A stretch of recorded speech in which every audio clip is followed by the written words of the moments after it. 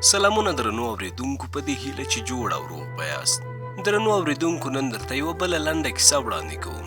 هیله ده چې تر پایه راسره پاته سئ او ملتیا مې وکړي.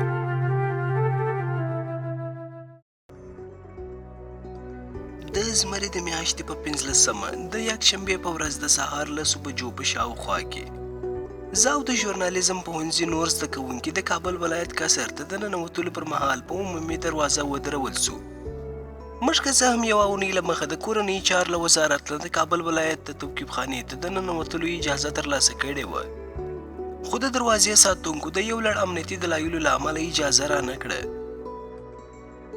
یوه شېبه وروسته یو تن ساتونکی چې د لوړې ونې خاوند و او د اوږو شاتنۍ برخه یې کږه سوې وه، خیره نه دریشي په تن او ټوپک په غاړه راغلی. موږ یې له ځانه سره بوتلو. هوا ډېره ګرمه وه.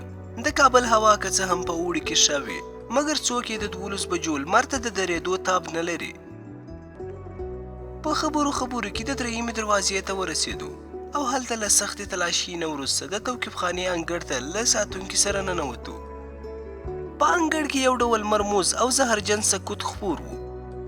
یو تن بندي چې عمر به یې شاوخوا 13 کاله و د دیوال سوري ته سګرېټ په لاس ناست و او بې له دې چې موږ ته وګوري د ژبې لاندې یې په ښکنځلو پیل وکړ، خو موږ داسې وانګېرله چې هیڅ مو نه دي اورېدلي.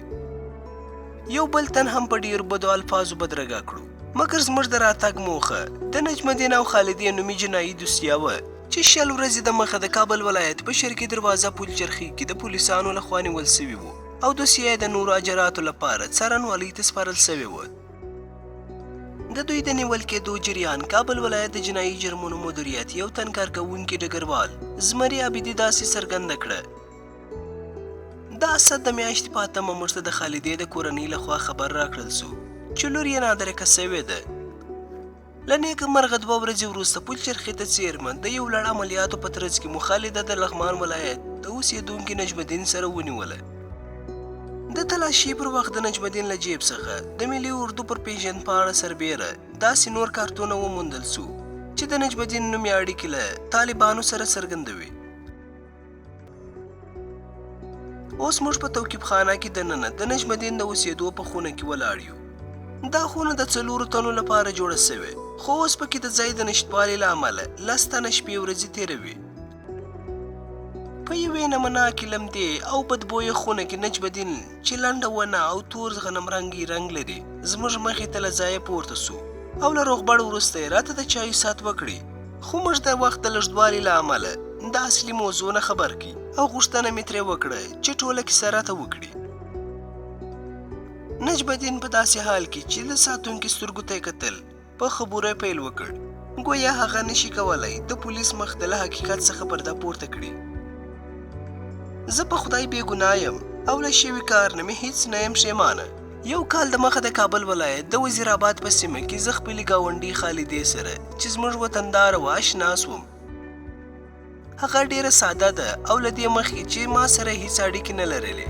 څو ځله موږ پرې مرکه وکړه، خو کورنۍ یې انکار وکړي ځکه زموږ اقتصادي وضع ښه نه وه او یو زه وم چې څه خاورې ایرې به مې پیدا کولې.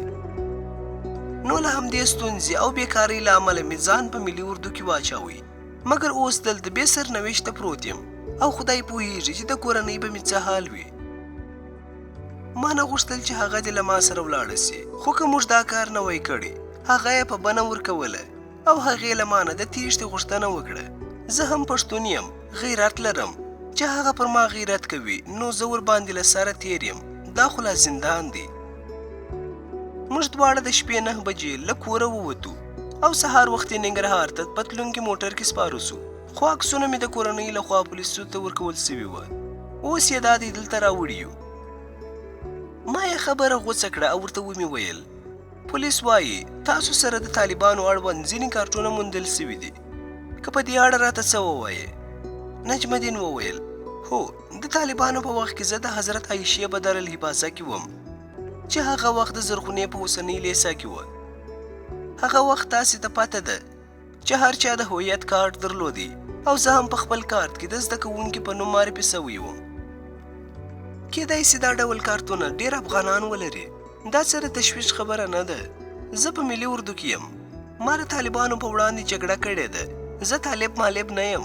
دوی پیسو ته چل جوړ کړی دي او زه پیسې نه لرم. زه په خپل کار پښیمانه نه یم. یوازې ما سره د خپلې او د هغې د کورنۍ غم دی چې هغوی به څه کوي او چیرې به موږ پسې ګرځي. د نجم الدین زړه راډک سو. هغه ډیر کوشش وکړ چې موږ پرې پوه نه سو، خو له ژړا ډکې سترګې یې نه شوی پټولی. زموږ وخت پوره و او نجم الدین هم له نورو جزئیاتو ډډه کوله. د غرمې وخت و او د توقیف خانې په دهلیزونو کې د وریجو وږمو زموږ اشتها هم راوپاروله، خو باید موږ د دې پیښې په اړه نور جزئیات هم ترلاسه کړي وای. په همدې موخه مو کوشش وکړي چې د خالدې له خولې هم څه واورو، مګر د زندان د قانون له مخې د منلو مقاماتو څخه پرته هیڅ یو نارینه نشي کولی چې ښځینه زندان ته ننوځي. زموږ ښځینه ټیم وکړای سو چې خالدې سره وګوري. هغوی هم هغه معلومات په ډاګ کې راکړل کوم چې موږ تقریبا له نجم الدین څخه ترلاسه کړي وو. زموږ ټولګیوالو نجونو چې خالده ګډولې وه هغه هم په خپل کار پښیمانه نه وه. هغې نه غوښتل چې مسؤل مقامات د هغه بیرته په خپلې کورنۍ ته وسپاري، ځکه هغه په ډاګه وویل که پوهه سم دولت مې خپلې کورنۍ ته سپاري مخکې له مخکې به ځان ووژنم.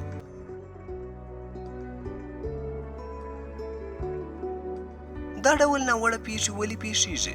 په دې اړه د کابل د رواني روغتیا په روغتون کې ډاکټر ښاغلي کمال الدین داسې وویل: دا یوه ټولنیزه ستونزه ده چې تر ټولو لوی عمل یې کلتوري محدودیتونه کیدای سي چې په هغو سیمو کې چې له ښاري ژونده لرې وي ډېر لیدل کیږي.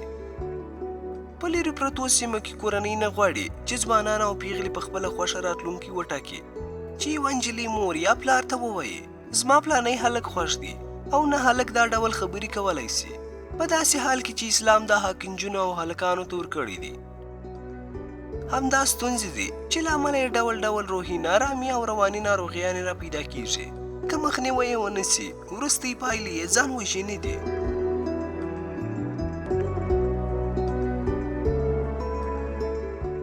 قدرمنو اورېدونکو، دا کیسه پر همدې ځای پای ته رسیږي.